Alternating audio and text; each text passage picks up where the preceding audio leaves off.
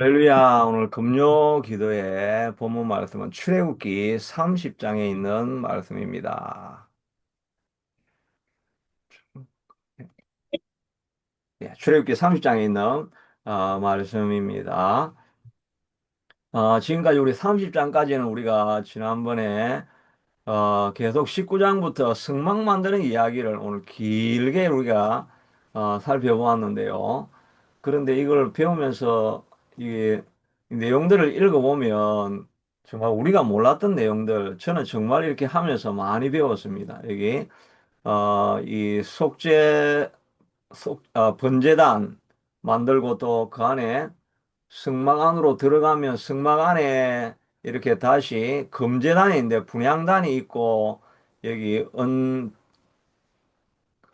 등잔대 이렇게 있는 것 있고 진설병이 있고 이렇게 있는데 옛날에는 이게 뭔지 이런 게 다 어떻게 다른지 이런 걸 잘 모르고 이렇게 했었는데 이게 다 그림으로 만들고 이렇게 하다 보니까 저도 뭐 이게 아주 너무나 구체적으로 되었고 이 안에 또 향을 피우는 이야기 이 등 실제로 갈 때 어떻게 가는지 이런 이야기 이런 것들이 다 이게 상징하고 의미하는 바들 이런 것들 또 이 나중에 관유를 만들어 가지고 이 관유라고 이게 표현 안 되는데 여기서 기름을 만듭니다. 기름 이렇게 어 관유를 만들어 가지고 모든 승막에 관련되어진 것에는 다 기름을 바르게 되어 있습니다. 그 기름을 오일을 만드는데 소향, 나감, 풍자, 순수향 향에다가 소금을 좀 쳐가지고 찧어가지고 거기 그걸 여기다가 이 금제단 여기 분향단 여기다가 매일 붓고 여기 그 이 안에 들어가면 향기가 가득한 겁니다. 근데 독특한 향기가 나는 거죠. 근데 이게 모든 이게 우리도 한국에도 보면 제사 지낼 때 향을 이렇게 길게 우리가 꼽잖아요. 이 빼빼로 같은 그런 거 이렇게 우리가 꼽잖아요. 그런 걸 꼽는데 여기는 빼빼로 가지고 그런 게 아니고 가루를 다 찧어 가지고 아침에 저녁에 이렇게 다 붓게 됩니다. 이게 다 지난번에 한 이야기들이긴 한데 하여튼 그 궁금하면 그 앞쪽에 있는 제가 금요 설교는 요거 해놓은 거는 쭉 이렇게 살펴보시면 아주 도움이 많이 될 겁니다. 왜냐하면은 이 그림은 일반 유튜브에 어디에 찾을 수 있는 그 구글에 이렇게 찾을 수 있는 그림이 아닙니다. 여기 제만 딱 만들어 놓은 이게 그림입니다. 그래서 이런 그림은 전 세계 어디에도 안 나오는 거예요. 이거는 진짜예요, 진짜예요. 그래서 그 본문이 이해가 안 되는 분은 요거를 딱 보면은 이렇게 돼 있구나. 근데 이게 지금 물론 제가 한 건 아니고 그 AI가 한 거죠. AI가 했기 때문에 그 본문에 딱 맞는 AI 그림을 이렇게 만들어 놓은 거지. 뭐 어디 유튜브에서 찾아오고 이래 한 게 아닙니다. 그러니까 그 본문을 읽을 때 요거를 딱 보면 이게 너무 정확하게 잘 그려져 있습니다. 그래서 저도 뭐 다른 유튜브를 찾거나 뭐 이래가지고 봤으면 설명이 좀 내가 딱 원하는 그림을 얻을 수 없었을 겁니다. 그런데 제가 본문을 딱 주고 요걸 그대로 그림으로 이미지로 한번 만들어 봐라 이랬기 때문에 본문을 너무나 정확하게 이렇게 딱 설명을 해주고 있어가지고 근데 이게 보면 조금 틀린 것도 이렇게 많습니다.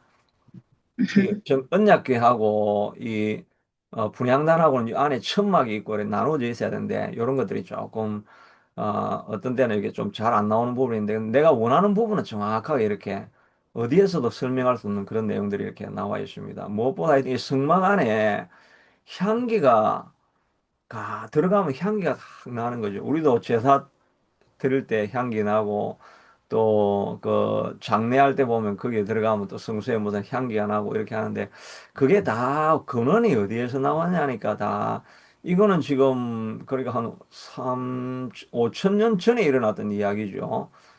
이거는 지금 출애굽기 당시에 있었으니까 지금으로 치면 3천 년 전인가 한 5천 년 전에 하여튼 일어난 일입니다. 그 이 일을 따라 가지고 다른 모든 종교들이 이걸 따라하고 있는 거죠. 아, 그런데 하여튼 이 언약궤를 만들면서 이 기름을 다 이게 찧어가지고 이 기름을 요 향단하고 또 여기 이제 분향단 고우고 그 밖에 있는 이런 재단 여기도 다 바르고 그 다음에 요 천막 이런 데도 그 기름을 다 바르게 됩니다. 그러니까 그거를 발라가지고 있으면 벌레나 이런 것들이 못 오겠죠. 뭐 좀 희한 냄새가 나고 이러면 온갖 벌레들이 와서 파먹고 이러잖아요. 근데 그 기름을 다 발라 놓으니까 다른 짐승들이 와가지고 냄새를 맡으니까 이상한 냄새가 나니까 벌레들이 몰려오질 않는 겁니다. 그런 뭐 위생적인 의미도 있지만 그러나 모든 것을 하나님께서 거룩하게 만들어가고 있는 그런 모습을 보게 됩니다. 근데 이 거룩하게 이렇게 재단을 거룩하게 지키면 그러면 하나님이 너 먹고 살 때는 이걸 해가지고 뭐 이상하게 40년 동안 뭐 먹고 살아라는 그런 이야기가 물론 만나와 매출하기는 가끔씩 오는 거고 만나를 매번 보내주긴 하셨지만은 그래도 뭐 농사를 이렇게 짓고 목축을 이렇게 하고 뭐 이런 설명도 하나님 좀 해주셔야 될 것 같은데 하나님 그런 설명은 하나도 안 하고 있죠. 출애굽기 보면 그런 내용이 하나도 없습니다. 19장부터 마지막 40장까지 전부 다 이 21장을 성막 짓는 이야기밖에 안 합니다. 그러니까 하나님이 우리가 광야를 살아갈 때 얼마나 힘든 삶인 줄을 잘 아시지만 너희가 살아가는 길은 예배하고 말씀을 듣는 일, 이것만 잘하면 나머지는 내가 어떤 광야를 할지라도 너희가 버티고 살아남을 수 있는 그런 길을 내가 만들어 주겠다는 그런 약속이 여기에 담겨 있는 것 아니겠습니까? 그리고 우리 인생도 마찬가지로 1장부터 19장까지는 살아가는 이야기지만 그거보다 더 많은 21장은 예배의 내 마음과 시간과 여기를 반은 이 정도로 써야 된다는 것입니다. 그러니까 유대인들은 애들 공부시킬 때 아침부터 밥 먹을 때까지는 토라, 그러니까 모세오경만 계속해서 읽는 거죠. 모세오경 읽고, 그걸 디스커션하고, 뭐, 이 논쟁을 막 하면서 그 해석에 대한, 어, 서로, 아규먼을 나누고, 이렇게 하면서 이제 말씀을 읽히는 거죠. 그리고 수업의 반은 토라만 하고, 마지막에 뭐 수학하고, 영어는 하겠습니까? 영어도 하겠고, 뭐, 물리하고, 뭐, 이런 거, 이것만 하는데도 그 사람들이 똑똑하다는 거 우리가 다 알고 있잖아요. 그러니까 이게 우리도 살아가는 게 마찬가지예요. 예배에다가 우리의 온 마음을 쏟고 그 우리의 삶의 그 절반 이상은 이 예배에 쏟게 되면 나머지는 하나님께서 책임져 주시기 때문에 우리가 편안한 삶을 살아가는 게 그게 신자들의 삶의 원리가 되는 건데 우리 대다수가 살아도 그 마지막에 그 나오미가 오늘 아침에 나오미 이야기도 좀 했는데 하여튼 요즘은 제가 하여튼 아침에 제가 몇 번은 좀 제가 설교할 때 열정이 쏟아지는 그런 설교가 이제 있던 것 같은데 오늘 아침에도 나오미의 인생을 내가 자기는 나를 말하라 하라 그랬잖아요. 스라림 이 비트네스 이 그 음식 먹으면 막 뭐가 아주 시리고 아니 덜 익은 거 막 이런 걸 먹으면 시리고 이런 게 있죠. 그게 비트네스 이런 거잖아요. 그리고 우리 인생이 좀 비트네스가 있는 그 쓰라림이 있는 인생을 우리가 많이 이제 야, 내 평생 살아왔는데 해놓은 게 없구나. 참 인생 허무하구나. 죽도록 일만 하다가 요즘 옛날에 그 어머니들은 늘 하는 이야기가 내가 죽도록 일만 하다가 지금 인생 다 지냈다. 이런 이야기를 하지 않습니까? 돌아보면 고생한 것밖에 없다. 그렇게 하는 비트네스가 있지. 아, 그때는 정말 아름다운 시간이어서 참 내가 추억에 남는다. 그때는 참 행복했지. 이런 고백을 안 하는 인생, 그게 바로 비트네스, 스라린 마라의 인생입니다. 여러분 인생을 돌아보면 어떻습니까? 돌아보면 야, 내 인생에 참 행복한 때가 많았지. 이런 생각이 듭니까? 내 죽도록 이민 와가지고 진짜 죽도록 고생하고 몸만 다 상하고 뭐 시간은 다 가버렸고 내 인생 뭐 하고 지냈나.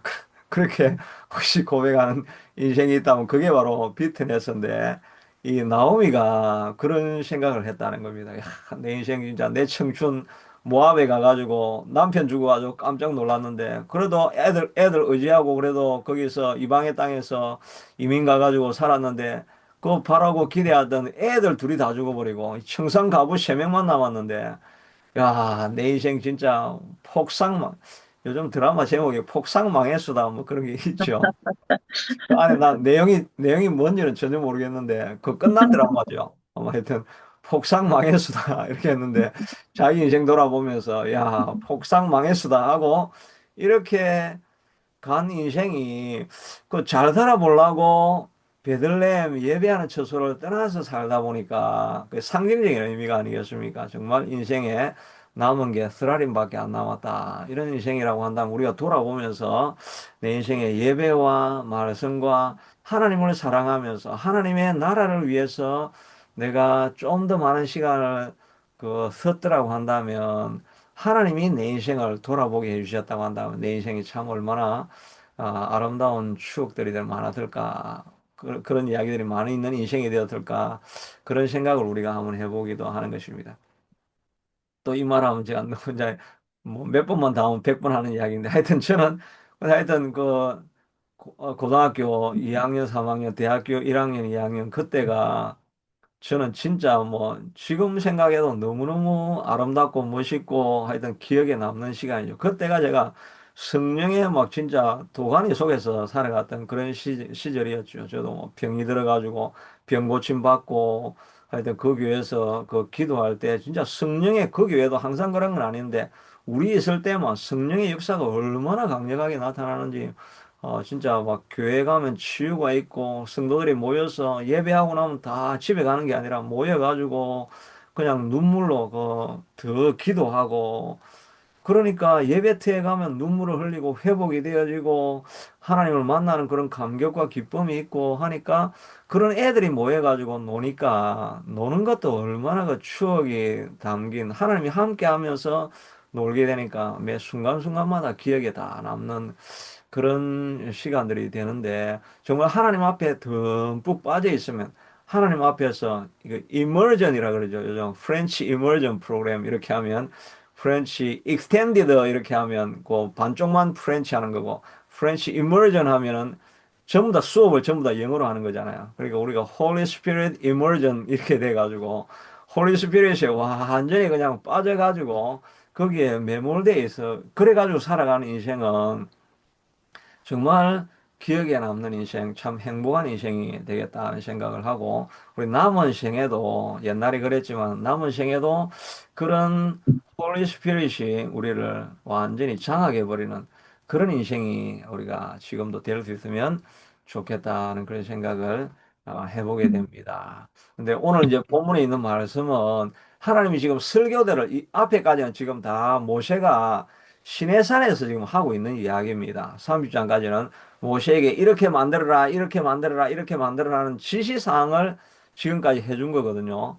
그럼 이제 현실로 내려오면 누군가 만들어야 되잖아요.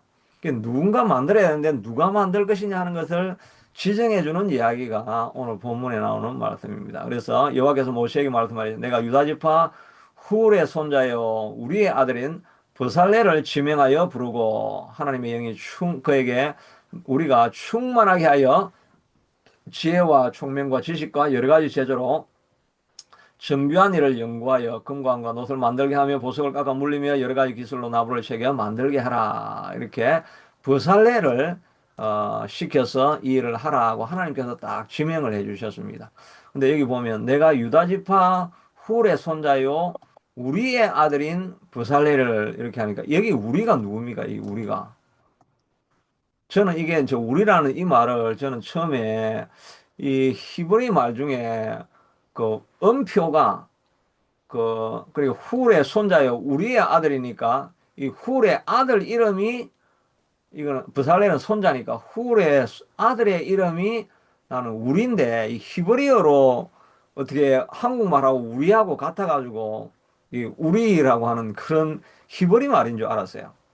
근데 그 말이 아니고 이 말은 우리라는 말이 우리를 말합니다. 우리. 누가 우리입니까? 이게 바로 하나님 자신을 우리라고 이렇게 표현한 내용입니다. 예, 훌의 손자요, 우리의 아들인. 그러니까 음, 창조할 때도 다 우리의 형상을 따라서 이렇게 하죠. 우리의 형상, 그 성부, 성자, 성령이 우리의 네, 형상, 나의 형상이라고 안 하고 우리의 형상이라고 하잖아요. 이 마찬가지로 이 부살레를 보면서 우리 아들이다 이런 의미입니다. 이게 삼위 성부 성자 성령의 아들인 부살레를 지명하여 이런 의미가 이렇게 있는 것입니다. 저는 정말 이거는 저도 지금 처음 알은 이야기예요. 그러니까 부살렐이라는 사람은 하나님께서 특별히 지명을 해서 불러준 아들이다 하는 것을 알 수가 있고, 어, 그러니까 하나님도 누구를 선택할까 할 때 하나님도 우리가 선택했다는 것입니다.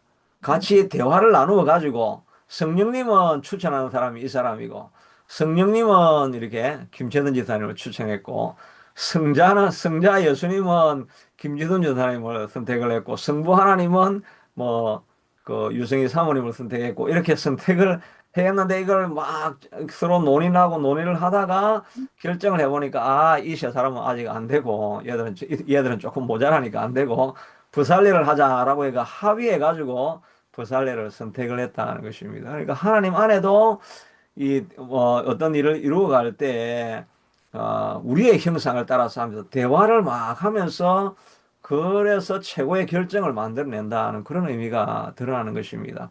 그래서 이 잠언서에도 보면 15장 22절에 보니까 언론이 없으면 경영이 무너지고 지략이 많으면 경영이 승리하느니라. 의논을 안 하면 경영이 무너져. 자기가 그냥 혼자서 자기가 갑자기 막 열정이 생겨가지고 내가 이 일을 해야 되겠다 이렇게 해가지고 선뜻 나가버리면 혼자 하는 거는 잘못하면 망하는 수들이 진짜 많이 있습니다. 그러니까 반드시 부부가 있으면 부부도 서로 상의를 해가지고 결정을 해야지. 자기 혼자 결정하면 나중에 문제가 생기는 것입니다. 스캐머들이 제일 하는 게 뭡니까? 스캠 당해본 사람은 알죠. 꼭 하는 사람, 이 사람들이 멘트가 있습니다. 절대 전화를 끊지 마시고, 이 문제를 가지고 누군가와 대화를 하면 안 됩니다. 대화를 하면 이 기밀이 누설이 되기 때문에 바로 경찰이 찾아가서 여러분을 어레스트할 겁니다. 체포할 겁니다. 누구에게도 이걸 공개하면 안 됩니다. 딱 그래서 고립을 딱 시키는 거죠.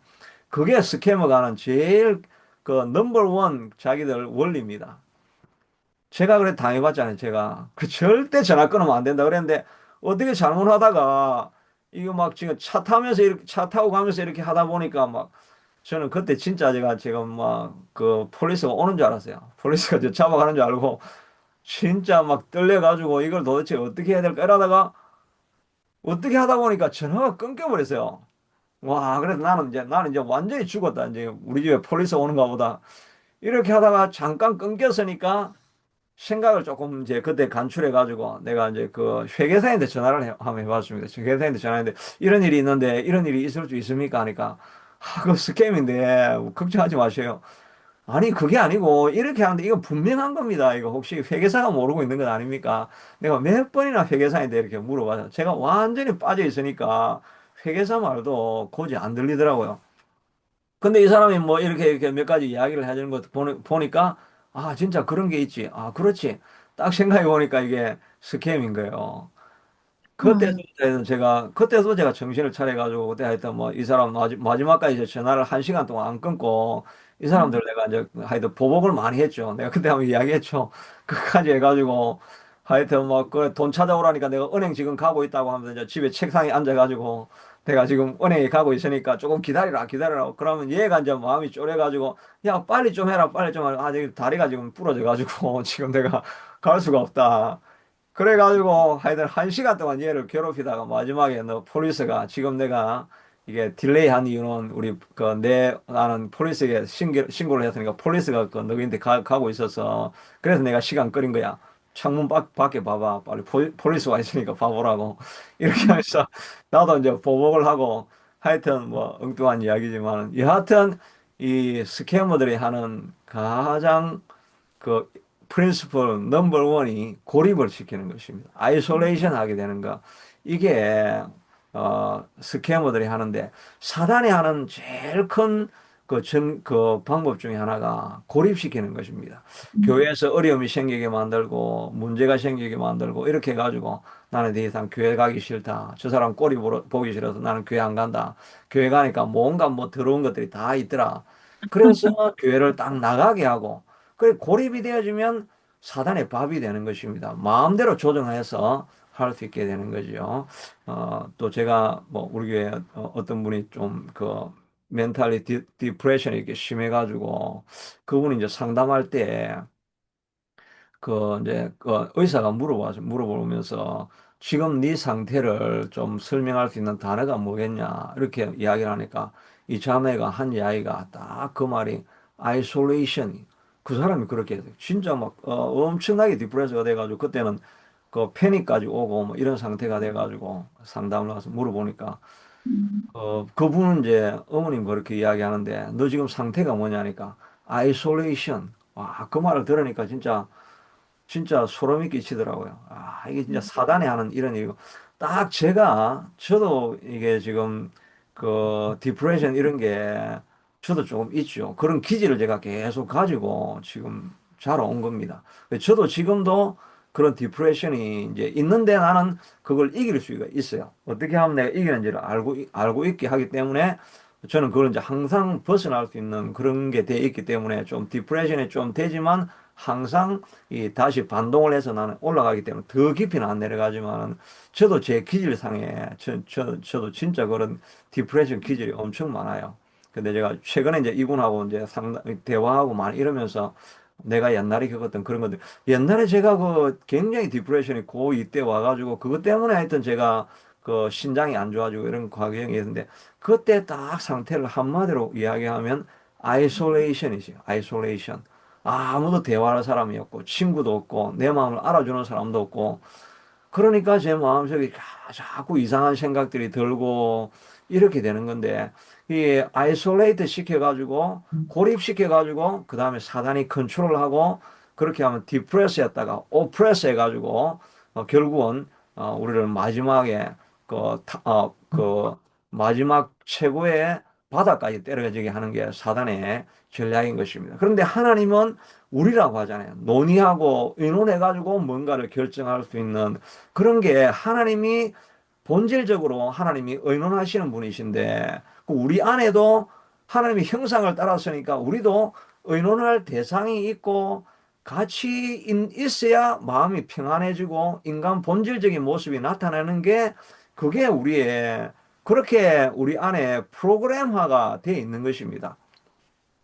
프로그램화가 되어 있어서 그게 우리 인간의 본질인데 독립되어져 있고 떨어져 있고 고립되어져 있으면 그 사람은 이제 인간이 아닌 거죠. 그게 사단이 컨트롤 해가지고 본연의 모습이 프로그램화된 대로 안 돼 있으니까 뭔가 망쳐지고 깨어지고 안 돌아가고 이렇게가 뭐 완전히 그 디소더가 나타나게 되는 그런 상황인 것을 알 수가 있습니다. 그래도 우리도 교회도 마찬가지로 혼자 있으면 안 되고 우리 성도도 마찬가지고 교회도 모여가지고 의논하고 대화하고 이렇게 할 때 의논이 없으면 경영이 무너지고 지략이 많으면 경영이 승리하게 된다라고 말하고 있는데 무슨 일인지 대화하고 또 내가 혹시 고립되어 있는 게 아닌가. 물론 인간적으로 뭔가 잘못돼서 고립이 될 수 있지만 그러나 고립이 되면 그 다음에 사단이 더 그걸 심화시킨다는 걸 알고 빨리 회복하려고 하는 그런 우리의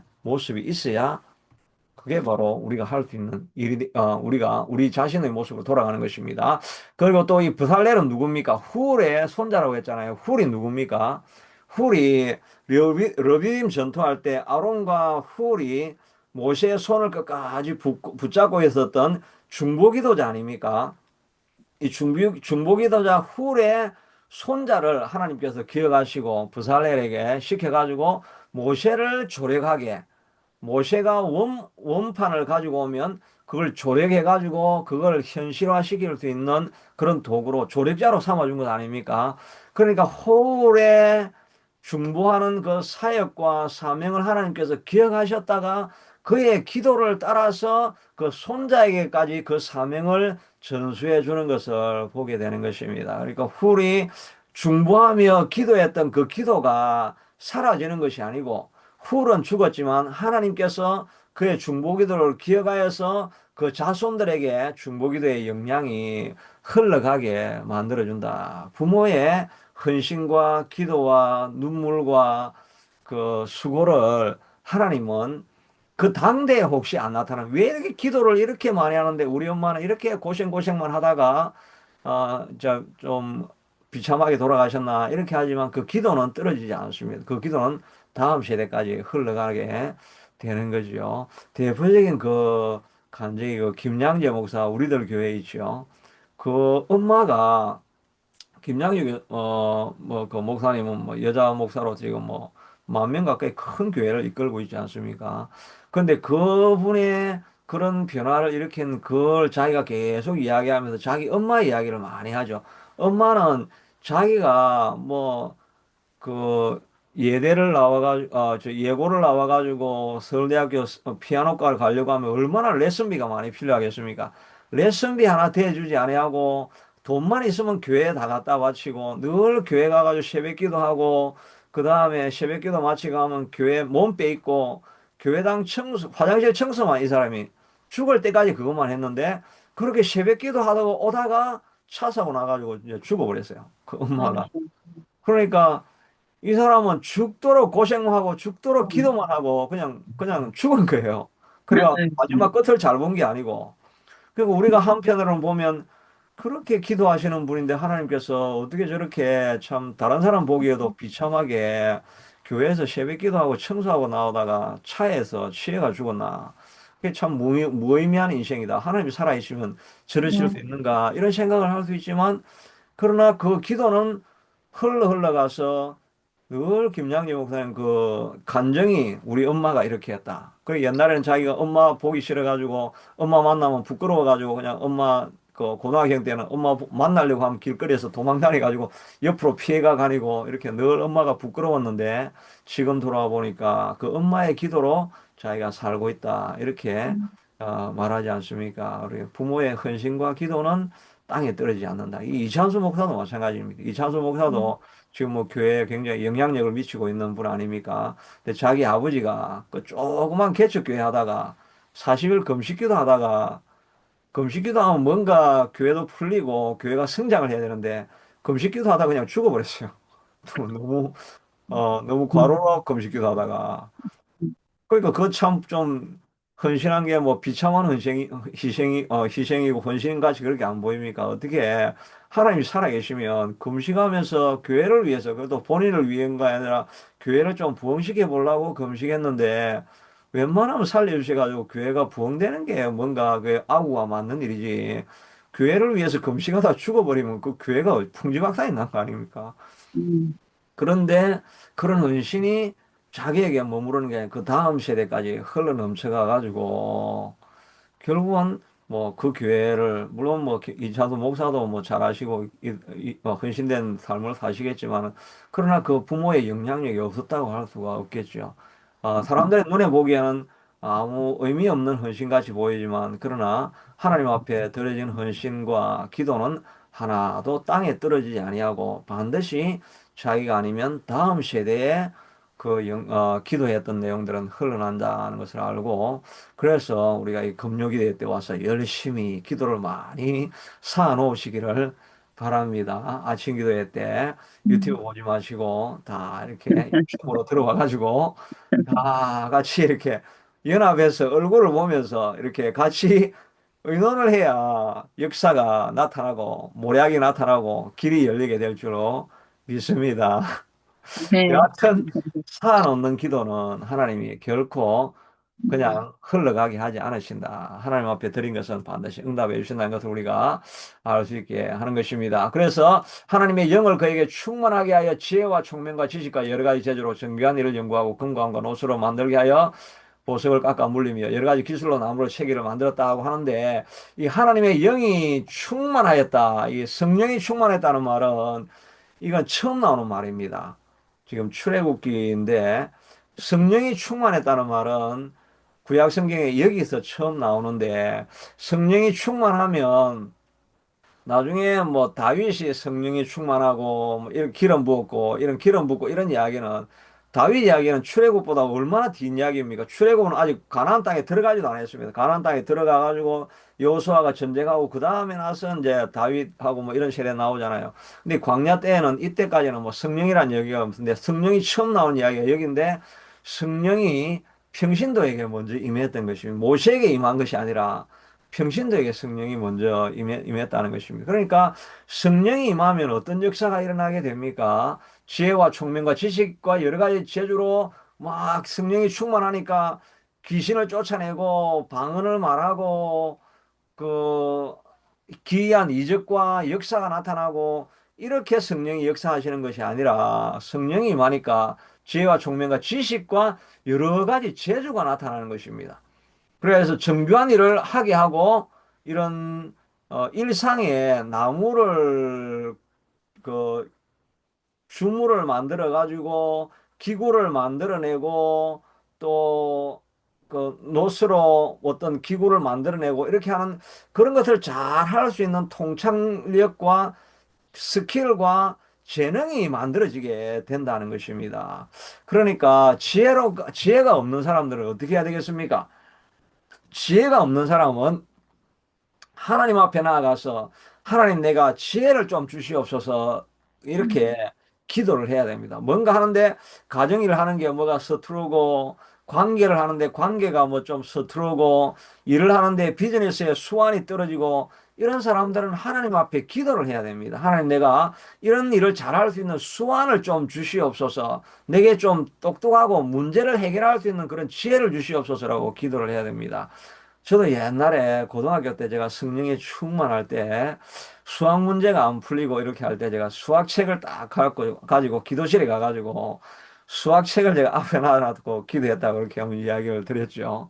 수학책을 앞에 놔놓고 하나님 내가 수학을 잘할 수 있는 지혜를 좀 주시옵소서 이렇게 내가 기도를 많이 했는데 제가 이제 영어는 잘했는데 수학은 못했어요. 근데 지금 보니까 지금은 완전히 수학적인 에너지가 뭐 수학적인 게 개념이 막 안 쓰고 이러는데 내가 어릴 때부터 그게 엄청 뭐가 그렇게 좀 약한 그런 게 있었구나 그런 생각들을 해보게 되는데 하여튼 이 수학적인 지혜 이런 것도 공부 못하는 애들이 있으면 그 공부 못하는 애들 손자가 공부를 못한다 이러면 어떻게 되겠습니까? 그거는 할머니 책임입니다. 할머니들이 그 안수기도를 해요. 안수기도를 하면서 하나님 얘가 수학 문제를 잘 풀게 하시고 영어를 잘 하게 하시고 이걸 지혜롭게 해달라고 하는 기도를 이래야 됩니다. 그래서 야고보서에서 뭐라고 말합니까? 누구든지 지혜가 부족하거든.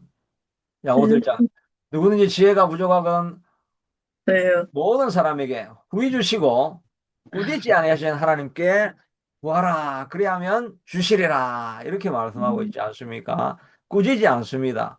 야, 너는 내가 뭐라 그랬어? 먼저 그 나라와 그 일을 구하라. 그래야면 내가 모든 것을 선물로 주시기로 했는데 그 나라와 그 일은 안 구하고 똑똑하게 해달라고 성적 잘 받게 해달라고 이 어리석은 놈아 자기만 하는 이 이기적인 기도를 하는 놈아 하나님 절대 그렇게 이야기 안 하십니다. 사람들이 너무 그 나라와 그 일을 구하라 이렇게 하니까 나는 거룩한 것만 구해야지 돈도 다 떨어졌는데 돈은 구하면 안 되겠지 하나님 그렇게 하지 않고 우리의 필요를 채워주십니다. 왜냐하면 너희가 일용할 양식을 위해서 기도하라 그랬잖아요. 일용할 양식. 일용할 양식은 무슨 일용할 양식이야. 먼저 그 나라와 그 일을 구하면 하나님께서 다 공급해 주신다고 하는데 그냥 너는 거룩하게 그 나라와 그 일만 구해라. 이게 밸런스가 잘 갖춰져 있습니다. 그 나라와 그 일을 구하고 앞에서는 제가 또 예배하는 시간만 반만 인생의 반을 드리면 나머지는 해결해 주신다. 앞에서 그런 말을 했지만 그러나 또 일용할 양식도 달라고 구하라고 했잖아요. 떡이 모자라니까 떡을 달라고 구하라고 했지 않습니까? 그러니까 이게 너무 한쪽으로 치우치면 안 되면 너무 하나님보다 거룩하면 안 됩니다. 하나님이 일용할 양식을 구하라 그랬는데 지혜가 필요하면 하나님 저 사람보다 내가 좀 이길 수 있는 힘도 좀 주세요. 그런 지혜를 좀 주셔가지고 이길 수 있게 해주세요. 좀 비즈니스가 좀 더 잘 되게 해주세요. 이런 그런 이 잔잔한 그런 일상에 일어나는 그런 사소한 것이라도 하나님 앞에 지혜를 구하면 하나님이 절대 꾸짖는다고 안 하셨습니다. 만약에 혹시 얘가 아직 준비가 안 됐는데 뭔가를 좀 구하면 얘가 좀 그걸 주면은 좀 위험하게 되겠다. 그러면 하나님께서 방향을 돌리시죠. 방향을 돌려가지고 내 마음에 오히려 내 허물을 보게 만들고 오히려 더 나은 것을 구하게 하나님이 방향을 바꾸어 주시기는 하시되 구하는 자에 대해서 너 이기적인 기도 그런 기도 수준밖에 안 돼. 이러면서 말씀하시는 하나님이 아닙니다. 누구든지 지혜가 부족하면 후히 주시고 결코 꾸짖지 아니하시는 하나님 앞에 구하라. 그래야면 주시리라. 그리고 오직 믿음으로 구하고 조금도 의심하지 말라. 의심하는 자는 바람을 여도하는 바닷물 끌고 같으니 이런 사람들은 주께 무엇이든 주께 얻을지를 생각하지 말라. 근데 우리가 기도를 하면서 좀 지혜를 구하는데 왜 지혜가 안 생깁니까? 구해놓고 우리가 안 믿고 있거든요. 기도하지만 하나님이 설마 그걸 들어주시겠나? 그런 마음이 우리가 늘 있는 것입니다. 저도 아침에도 늘 우리가 믿읍시다. 막 나이 드신 분들도 여러분 나이가 무슨 그 대수입니까? 나이는 숫자에 불과하고 우리는 지금 아까 말씀드린 것처럼 우리 교인들이 다 75세 넘어가시니까 한편으로 보면 아휴, 저게 무슨 내가 괜히 또 너무 흥분하게 하셔가지고 몸 다치면 안 될 텐데. 그런 마음이지만은 그냥 나이가 무슨 소용이 있습니까? 갈렙이 몇 시였습니까? 85세. 모세가 몇 살입니까? 80세. 80세면 이제 시작입니다. 막 이렇게 이야기하고 나서는 저도 안 믿습니다. 절대 안 믿. 아이 무슨 괜히 내가 또 흥분하게 해가지고 이거 다치면 안 되지. 이게 저도 말해놓고 안 믿어요. 그래, 안 믿으면, 그 역사가 아니라는 거. 오직 믿음으로 가고, 조금도 의심하지 말라. 이 한 일은 된다. 오늘 아침에, 어제도 그랬고, 나사로가 죽었다가 살아나지 않았습니까? 마른 뼈가 살아나지 않았습니까? 우리가 마른 뼈가 같은 우리 교회도 일어날 수 있습니다. 있습니다. 그렇게 되겠나? 있습니다. 그렇게 되겠나? 마음을 품어가지고 왔다 갔다 하니까 하나님도 주려고 왔다가 또 될까 이러니까 또 이게 왜 이래 줬다가 뺐다가 줬다가 빼다가 이렇게 하니까 하나님도 지금 참 답답하실 거예요. 저 이게 정말 이게 하나님 앞에 내가 죽으면 죽고 하나님 하실 줄로 믿습니다 하고 내가 믿음으로 선포하고 달려가겠습니다. 이런 마음에 에스더와 같으면 죽으면 죽으리라고 하는 그런 결단을 가지고 한번 믿어보자. 뭐 믿음을 하여 안 되면 하나님께서 책임지시겠지. 믿음을 가지고 달려나가 볼 수 있는 그런 정말 하나님이 죽은 나사로도 살리시고 그 마른 뼈도 살려주시겠다고 이렇게 약속을 해주시는데 이런 믿음을 가지고 우리가 한번 달려나가 볼 수 있게 되기를 축복합니다. 아멘. 요즘 이렇게 말하다 보면 금요기도 하면 제가 이렇게 시간이 너무 많이 지나는데 그래서 제가 우리 지금 사모님이 너무너무 지금 불편하고 계십니다. 지금 시간을 이렇게 끌고 있냐 이래가지고 근데 보니까 우리 사모님만 그런 게 아니고 옛날에 제가 임현수 목사님을 우리 교회에 모셨거든요. 그 옛날에 다른 교회 하실 때 그 정말 우리한테는 정말 그 조그만 교회 임현수 목사님 오신다는 게 그 보통 일이 아니죠. 근데 그리고 이면수 목사님이 우리 CCC 우리 집사람 그 선배가 되니까 조금 인맥이 조금 있어가지고 오시라고 하니 그때가 그 북한에서 나왔을 때입니다. 그러니까 얼마나 바쁘고 그 중요할 때입니까?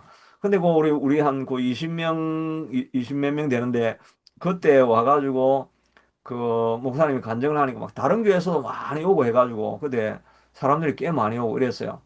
그렇게 이제 목사님한테 이면수 목사님 좀 오래 설교하시거든. 2시간, 북한에서는 뭐 12시간 예배를 드렸는데 뭐 2시간 그런 게 양이 안 찬다. 이래가지고 설교를 막 하시면 좋은 말이 많이 나오고 우리는 사람들은 다 듣고 싶어 하는데 사모님이 뒤에서 자꾸 이러는 게 자꾸 그만해라고. 사모님 자꾸 그만해라고 이러니까 강단에 내가 더 하고 싶은데 하여튼 우리 지금 뭐 저 우리 집사람이 하여튼 내가 설교할 때마다 저래 방해를 한다고 이러면서 하여튼 그 설교를 그만두더라고요.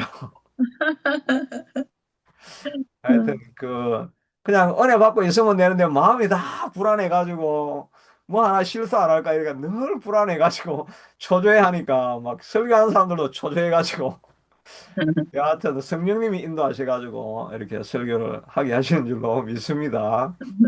여하튼 하나님이 책임지실 줄로 알고 여하튼 그래서 오늘도 설교를 좀 길게 하긴 했지만 여하튼 우리에게 도전이 좀 되어지고 우리가 하나님 일을 하고 승막을 짓는데 이 모든 게 지금 예배하는 이야기 아닙니까? 하나님 일을 하는데 시간을 많이 들이고 하면은 하나님께서 나머지 인생 책임져 주시고 또 후에 그 중보기도가 땅에 떨어지지 아니하고 계속해서 그 자손들까지 이루어가는 줄로 알고 우리가 기도를 멈추지 않고 나아가고 무엇이든지 필요하면 구하되 믿음으로 구하고 하나님께서 기도한 것은 하나님께서 반드시 들어주신다는 그런 믿음으로 구하고 달려나가면 하나님께서 그 약속을 우리에게 이루어 주시고 또 정말 불가능한 것 같은 놀라운 일들이 일어나고 나사로가 살아나고 마른 뼈가 다시 살아나서 회복되어지는 그런 역사가 여러분의 삶과 여러분의 가정과 남은 생에 상상하지도 못했던 그런 역사가 여러분들에게 다 흘러넘쳐날 수 있게 되기를 축복합니다. 고마우신 하나님 아멘. 감사합니다. 오늘도 우리의 삶 가운데 모든 이 출애굽기의 절반 이상이 예배하는데 성막을 짓는데 사용되고 있습니다. 우리의 인생도 하나님 앞에 다 드리는 인생이 될 수 있도록 도와주시고 우리가 쌓아놓은 기도가 땅에 흩어지지 않을 것을 믿고 믿음으로 구하고 달려가서 우리가 상상하지 못했던 역사가 일어나게 하여 주시옵소서. 금요기도에 아멘. 새벽기도에 또 새찬빛교회 하나님 기도하고 예배하다가 하나님 상상할 수 없는 역사가 일어나는 것을 경험하고 하나님 앞을 찬양하는 역사가 일어나게 하여 주시고 오늘 이 금요기도에 동참하신 하면서 같이 기도하고 동력하고 있는 이분들의 나머지 인생들이 상상하지 못했던 놀라운 역사와 기적이 일어나는 역사가 일어날 수 있게 하도록 축복하여 주시옵소서. 아멘. 기도드리옵나이다. 계속해서 주신 말씀을 가지고 기도하겠습니다. 고하신 아멘. 하나님 감사하고 감사합니다. 아버지 하나님이여 주님 모든 출애굽기의 내용들이 다 언약을 따라서 성막을 짓는 그런 아버지 하나님 지나갑니다. 또 우리의 모든 삶을 예배하는데